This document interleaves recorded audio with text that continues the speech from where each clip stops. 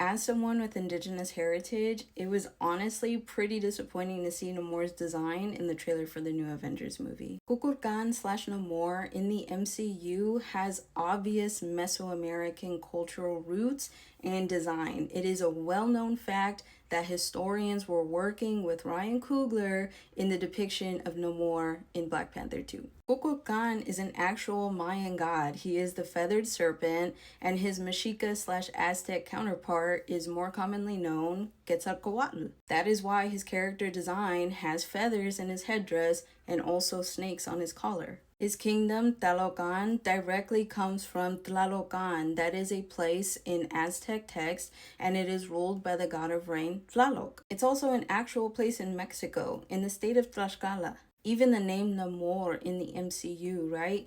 Kukulkan explains that he got that name from a Spanish priest that was dying that called him un niño sin amor, a child without love. And the reason why he tells his enemies that his name is Namor is because it represents the lack of love that he has for the surface world. You see a glimpse of him in the trailer, and there are like no cultural elements to his new design. He no longer has his piercings that are made of jade, which is a very important part of Mesoamerican culture. Piercings for natives is not just a design, it is directly linked to our religion and spirituality, and especially in Mesoamerican culture, to status. That's why it was so important that his piercings were made of jade, because it was valued even more than gold, which would represent his status. And it was also directly linked to water and life. The water symbol on his belt could have been drawn from the Mayan glyph for water. The gold detailing could have had some Mayan symbols on it.